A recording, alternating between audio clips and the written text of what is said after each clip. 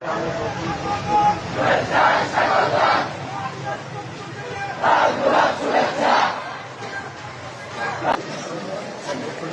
আলাইকুম রহমতুল্লাহ। সম্মানিত দর্শক শ্রোতা, কওমিদের কিছু আমল দেখে আমরা অনেক সময় হাসি। তারা ফতোয়া দেয় মিলাদুন নবীর জুলুস করা জায়েজ নাই, হারাম, বেদাত, এবং রাসূল পাকের সামনে দাঁড়িয়ে কিয়াম করা এটা বেদাত, এটা হারাম।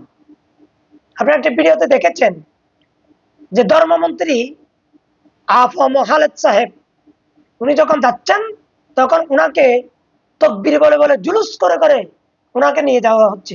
এবারে বলুন, বেদাতি কি তারা নাকি আমরা?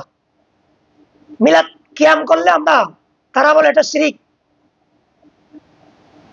তারা বলে এটা বেদাত।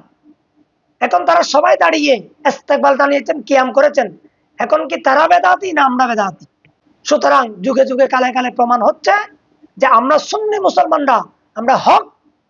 জুলুস করা জায়েজ কিতাবের মধ্যে আছে, মুসলিম শরীফের মধ্যে আছে, বাবুল হিজরতের চ্যাপ্টারের মধ্যে, এবং কিয়াম করা বুখারী শরীফের মধ্যে আছে।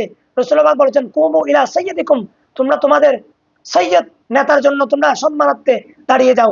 ইমাম নববী শারহ বুখারী এবং মিশকাত শরীফের হাসিয়ার মধ্যে এই হাদিসের হাসিয়ার মধ্যে বলা হচ্ছে যে কিয়াম করা মুস্তাহাব, মুস্তাহাসান। সুতরাং আমরা সুন্নিরা হক, বাতিলরা বেদাতি, এক নম্বরে বেদাতি, জাহান্নামী। আসসালামু আলাইকুম ওয়া রাহমাতুল্লাহ।